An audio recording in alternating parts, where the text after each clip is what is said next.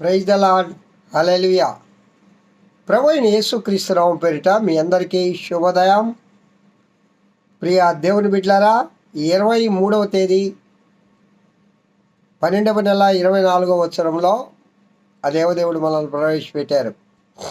గత 11 నెలలు సంపూర్ణంగా ప్రభు, అలాగే 22 దినాలు 12వ నెలలో ఇంకొక 8 దినాలు ఉన్నాయి. ప్రియులారా, ఈ 25వ సంవత్సరాన్ని ఎదుర్కోవడానికి మనమందరము సిద్ధపాటు దినములు ఇవి. ఎలాగో క్రిస్మస్ పండుగ వస్తుంది, వెళ్ళద్ది, రేపు లేదు ఎల్లుండు, అది శరామావులే. కానీ అత్యంత ప్రధానమైన కార్యక్రమం ఏంటంటే, నీకు నాకు నూతన సంవత్సరమును ఎదుర్కోవడానికి సిద్ధపడాలి మనం. ఏంటయ్యా సిద్ధపాటు అంటే? అన్నీ సిద్ధం చేసుకొని ఉన్నాం కదా, లోక సంబంధమైనవి కావు. నువ్వు నూతన వస్త్రాలు, కొందరు నూతన గృహాలు, కొందరు నూతన ప్లేసులకి వెళ్ళడం, కొందరు నూతనమైన లోకంలో ఏదో ఒకటి కొత్తది చేయాలనుకోవడం, అవి కాదండి. నీ ఆత్మను నూతనపరుచుకోవాలి. నీ ఆత్మను సిద్ధపాటు చేయాలి. ఆ దేవదేవుడు ఒకవేళ నీకు 2025వ సంవత్సరంలో ప్రవేశించడానికి అనుమతిస్తే, ఏ విధంగా ఆ 2025వ సంవత్సరాన్ని ఎదుర్కోవాలో ఒక సిద్ధపాటు మనకు అవసరం. మనల్ని మనం శుద్ధి చేసుకునే దినాలు ఇవి. శుద్ధీకరణ కూటాలు అంటాం. అందుకే మేము 29, 30, 31 మూడు దినాలు ఉపాస కూడికలు మా సంఘంలో ఏర్పాటు చేయడం జరిగింది. మనల్ని మనం సిద్ధపరచుకోవాలి ప్రియులారా. లోకంలో చాలా సంవత్సరాలు మన జీవితంలో వెళ్ళిపోయాయి, కానీ ఇది ఒక ప్రత్యేకమైన సంవత్సరంగా ఉండాలి. మనకి ఒక ప్రత్యేకమైన దినంగా ఉండాలి. ఎందుకంటే దేవుని రాకడకు చాలా ముంగుర్తులు జరుగుతూ ఉన్నాయి. ఇది 2వసారో 3వసారో మన ప్రక్క జిల్లా అయిన ప్రకాశం జిల్లాలోని ఒంగోలులో ఆ యొక్క బీభత్సం జరిగింది. ఏమండి, భూకంపం. నిజంగా వింటూ ఉంటే ప్రియులారా, దేవుడు చెప్పినవన్నీ జరుగుతూ ఉన్నాయి. దేవుడు చెప్పినవి జరుగుతూ ఉన్నాయి. కాబట్టి మనల్ని మనం సిద్ధపరచుకోవాలి ఆ దేవదేవుని ఎదుర్కోవడానికి. కావున అలాంటి కృప ప్రభువు మనకు దయచేయను గాక. మంచిది ప్రియులారా, జ్ఞానుల ఆరాధన చూసాం, గొల్లల ఆరాధన చూసాం. ఈ దినం దేవదూతల ఆరాధన. దేవదూతలు దేవుని ఏ విధంగా ఆరాధిస్తూ ఉన్నారు? సరే, వారి ఆరాధనకు మన ఆరాధనకు ఏంటి తేడా? వారు ఆ విధంగా ఆరాధిస్తున్నారు కదా, మనం ఏ విధంగా ఆరాధిస్తూ ఉన్నాం? ఎవరి ఆరాధన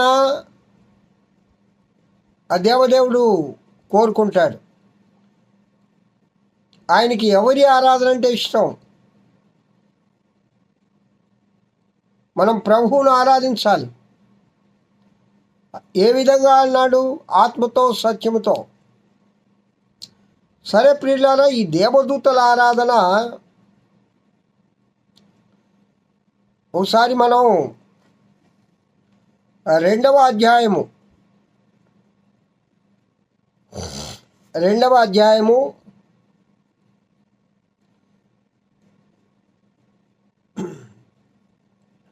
13వ వచనం చూసినట్లయితే వెంటనే పరలోక సైన్య సమూహము ఆ దూతతో కూడా నుండి సర్వోన్నతమైన స్థలములలో దేవునికి మహిమయు ఆయనకిష్టులైన మనుష్యులకు భూమి మీద సమాధానము కలుగునుగాక అని దేవుని స్తోత్రము చేయుచుండెను. సర్వోన్నతమైన స్థలములలో దేవునికి మహిమ, ఆయనకి ఇష్టలైన మనుషులకు భూమి మీద సమాధానం కలుగునుగాక అని దేవునికి స్తోత్రము చేస్తూ ఉన్నారు. ఇది దేవదూతల ఆరాధన. యేసుక్రీస్తు ప్రభు ఈ లోకంలో జన్మించిన తర్వాత దేవదూతలు ఆ విధంగా ఆరాధన చేస్తున్నాయి. అసలు దేవదూతల ఆరాధన మనం చూడాలి అంటే యెషయా గ్రంథం 6వ అధ్యాయం 2వ వచనానికి వెళ్ళిపోవాలి.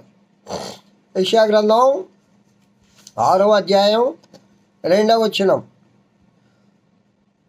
ఆయనకు పైగా శరాపులు నిలిచి ఉండిరి, ఒక్కొక్కరికి 6 రెక్కలుండెను. ప్రతివాడు 2 రెక్కలతో తన ముఖమును, 2తో తన కాళ్ళను కప్పుకొనుచు 2తో ఎగురుచుండెను. వారు సైన్యములకు అధిపతియగు యెహోవా పరిశుద్ధుడు, పరిశుద్ధుడు, పరిశుద్ధుడు అని, సర్వలోకము ఆయన మహిమతో నిండి ఉన్నది అని గొప్ప స్వరముతో గాన ప్రతిగానములు చేయుచుండిరి.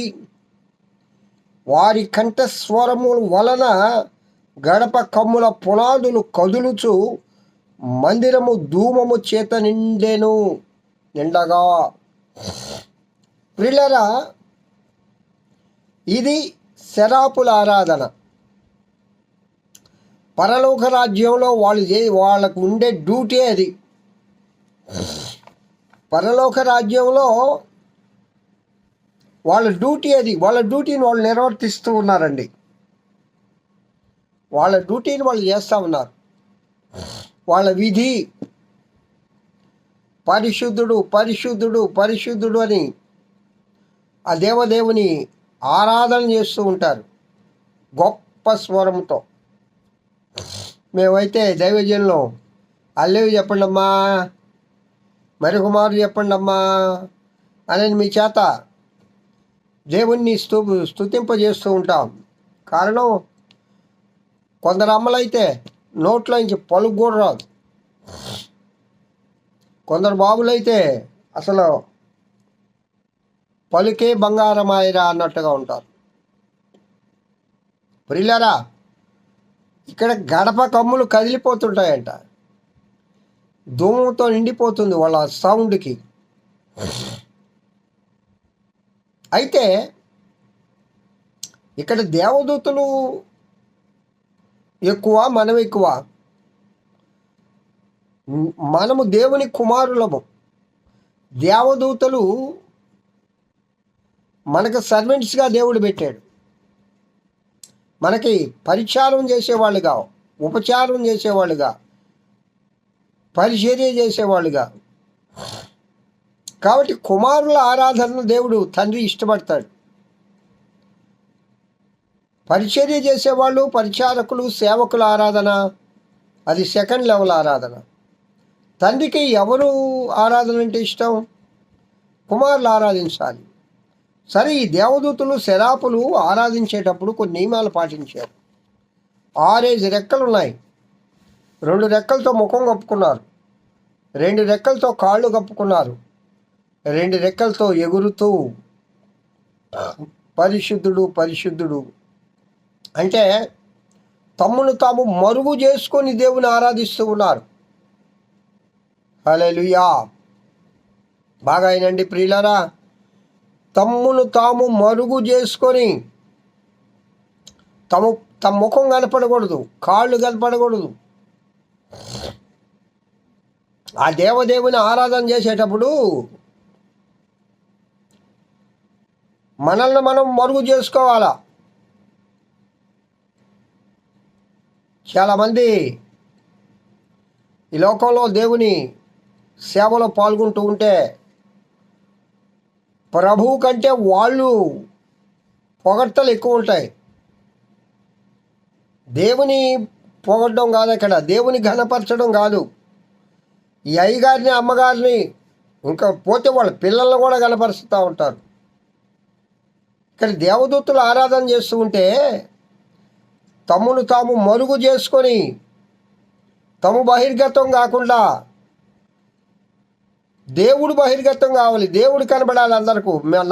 నా ముఖం మళ్ళీ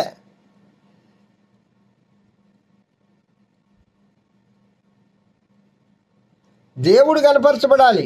అలాంటి ఆరాధన ప్రభు కోరుకుంటాడు ప్రియులరా. అది దేవదూతల ఆరాధన. మరి మానవులమైన మనము ఆ దేవదేవుని ఏ విధంగా ఆరాధిస్తూ ఉన్నాం? మనల్ని మనం మరుగు చేసుకోవాలి. సిలువ వేయబడిన యేసయ్య ప్రత్యక్షం కావాలి. స్వస్థపరిచే యేసయ్య ప్రత్యక్షం కావాలి. ఆరోహణమగు యేసయ్య ప్రత్యక్షం కావాలి. సృష్టికర్త అయిన యేసయ్య గణపరచబడాలి. సర్వాధికారి అయిన మా మహాప్రభువు గణపరచబడాలి. మట్టి వాళ్ళము ఇలాంటి ఆరాధన దేవుడు కోరుకుంటాడు. కానీ నిన్ను నీవు గొప్ప చేసుకుంటూ కొన్ని మీటింగ్స్కి వెళ్తే ప్రియులారా, కొన్ని చర్చిస్లో అయ్యో అయ్యో అయ్యో ఆ ఘనతలు ఏమిటో, ఆ పొగడ్తలు ఏంటో, ఆ ఏంటో అవి చాలా ఆశ్చర్యంగా ఉంటాయి. అక్కడ దేవుని నామానికి ఘనత ఉండదు, దేవుని నామానికి మహిమ ఉండదు. అసలు హల్లెలూయా, పరిశుద్ధుడు, స్తోత్రాలు ఆ మాటలు రావు అక్కడ. వాళ్ళని కనుక అయ్యగారు అమ్మగారి బిడ్డలు, అయ్యగారి బిడ్డలు, బాబా ఇంకా చాలా విపరీతమైన ఘనతలు, గొప్పలు, విపరీతమైన పొగడ్తలు అక్కడ కనబడతాయి. కానీ అక్కడ దేవుడు ఉన్నాడా? వాళ్ళు దేవుని ఆరాధిస్తూ మళ్ళా కూటమే. అయ్యా ఆరాధనకు పోతున్నాం గుడికి, అమ్మగారింట్లో ఆరాధన, అయ్యగారింట్లో ఆరాధన. ఏంటయ్యా అక్కడ ఆరాధన అంటే అమ్మగారిని అయ్యగారిని ఆరాధన చేస్తూ ఉంటారు. దేవుణ్ణి ఆరాధించేది లేదు. కాబట్టి ప్రియులారా, ఇక్కడ దేవదూతల ఆరాధన ఏ విధంగా ఉంది?